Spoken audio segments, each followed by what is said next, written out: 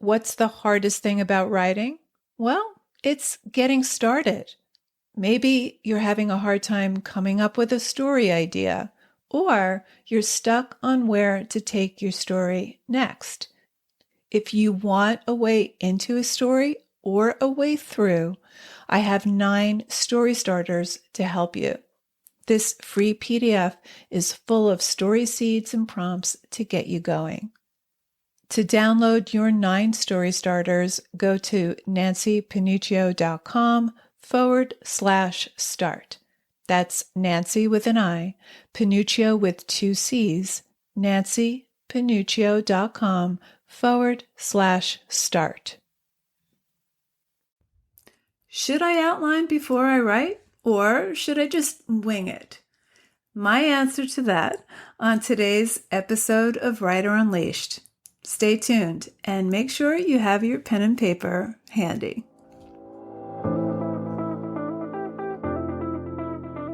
Writer Unleashed is for you, a writer who has a story you want to bring onto the page and into the hearts and minds of readers. I'm Nancy Panuccio, writer, editor, and writing coach. And each week, we'll explore techniques, mindsets, and inspiration for writing stories readers can't put down. Thanks for spending some time with me today. Now let's begin.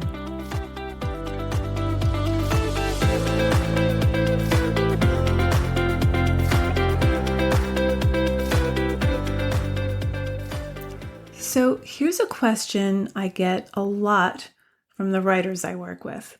Should I outline first? Now, I know that every writer's process is and must be self-designed. For some of us, charting a detailed sequence of events, conflicts, and character motives before we sit down to write the story is useful. But for many writers, and I would argue most, outlining shackles the impulse to play. And it results in a paint-by-numbers story that's just dead on arrival. So why do we have this urge to outline before we actually write the story? Well, an outline gives us a plan. It seems to make the behemoth task of writing a novel or a story or a memoir or really any full-length book seem less daunting. Now, logically, if we have the beginning, middle, and end mapped out, we can just, pour everything in, right? An outline is safe. It's knowable. It's certain. And having that roadmap then should produce our best stories, right? Well, not exactly. And here's why I don't recommend outlining first. Most of us outline prematurely before we even know what we have to say. But our writing thrives in that dream space of open exploration, especially in the early stages. So in the early stages of writing something new, we have to trust what rises unbidden from our subconscious. We don't really know what we're going to write until we're deep in the process of writing, and often until we're deep in the process of rewriting. Now, I've heard the argument that outlining guarantees that you won't write into a dead end or write unnecessary scenes that you'd only have to cut later. Said another way, outlining reduces rewriting. And maybe it does, but why would any writer want to do that? Writing is rewriting. To me, at least, it's the fun part. It's where we start to feel more grounded in our story. It's where we can make it a more tactile world for our readers to land in. Every story has its own gestation period, and we never know how long that gestation period will be. There aren't any shortcuts. You don't get to cut a deal. And it's only through rewriting that we figure out what our story's trying to become, and perhaps even more importantly, why we're driven to write it in the first place. So, number one, every story asks an evolving question. We write because there's something beyond capture that we're trying to make sense of. And this is true whether we're writing fiction or nonfiction. When we stay open and receptive and not tethered to our outline, our character moves towards some clarified self-knowledge, some sublime emotional truth, a truth that both the reader and the writer seem to arrive at together. Now, it's not just what happens in the story that makes it tick, it's penetrating attention to what it all meant. Our own inquiry is what drives our narratives forward. An outline can preempt that inquiry. So outlining can give us too much certainty. So number 2, uncertainty opens up space in our story. If we're too certain, we shut down the creative process. Invention is only possible when we're immersed in what the poet John Keats called negative capability, which is a willingness to embrace, even revel in a state of doubt, uncertainty, and mystery. When we know what's going to happen in our story before we write it, we corral our characters into this preconceived template that we've laid out for them. And this could result in work that just plods through a series of contrived plot points to a pat, predictable ending. And you're more likely to lean on cliches and canned plots and these off-the-shelf themes.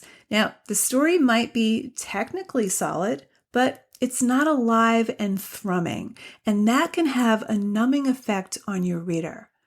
Not knowing allows us to open up space in our work for surprise, juxtaposition, ambiguity, and possibility.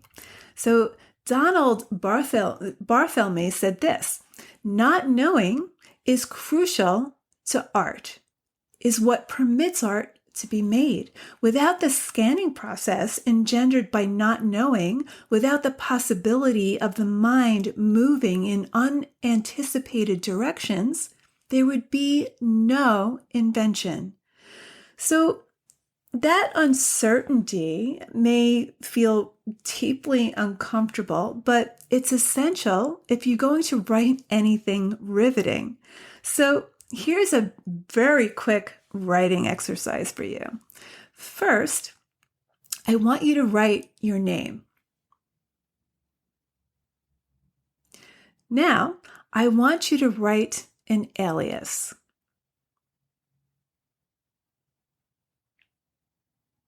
Okay. Now, what I want you to think about here, camp out on, is how you felt when you were writing your real name and how you felt when you were inventing an alias. So I'm assuming that when you wrote your real name, it came easy. You just wrote it down real quick. But when it came to writing an alias, your mind hovered a little bit. It hovered in this space of not knowing. And it probably felt pretty good, right? You felt a sense of, maybe you felt a sense of freedom or this openness, this expansion that felt pretty good. Now, what this exercise demonstrates is the difference between convergent thinking and divergent thinking. Now, when you wrote your real name, you were engaged in convergent thinking, meaning that there was only one correct answer and your mind fled to that fact. But when you were thinking up an alias, you were engaging in divergent thinking. There wasn't just one answer. There was a multitude of correct answers. And they were all possibilities. There was no cap on possibilities.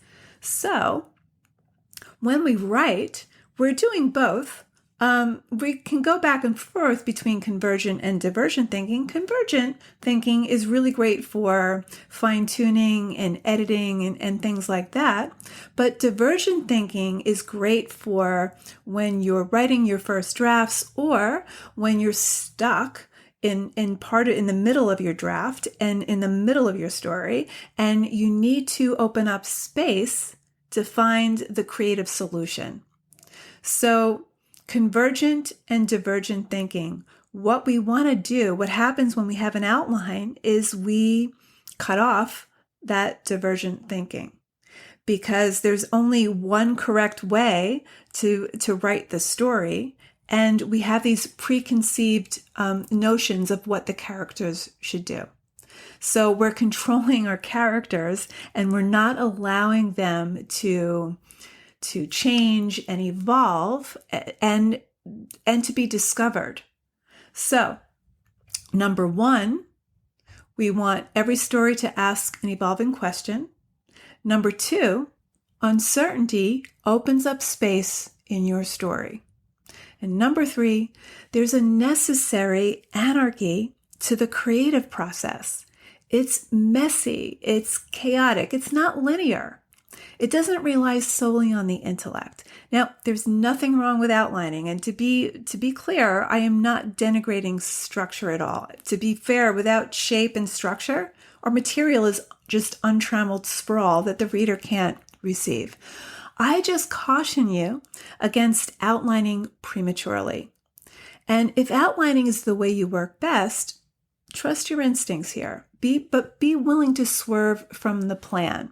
Stay open to the wild ride of discovering who your characters are and what's hiding underneath their surface goals, what cards they'll be dealt, and how things will end. If you're going to surprise your reader, you have to surprise yourself first. And often, when we start out with an outline, we cut off that surprise. Now, think about outlining as not something that you do first and then you're done, or plot as something that you do first and then you're done. You can move back and forth between writing and outlining and writing and outlining. It's a back and forth. You can move between both. So keep this in mind. Number one, every story asks an evolving question. Number two, uncertainty opens up space in our story. And number three, there's a necessary anarchy to the creative process. So embrace that. Thanks so very much for listening today. If this episode resonated with you, please leave a review. And if you haven't subscribed yet, hop on board. I come to you each and every week with writing tips and inspiration so you can write stories that matter to you and that matter to your readers. For more writing resources, visit me at nancypanuccio.com. I'll see you next week, same time, same place. Till then, keep writing, and I'll talk to you soon.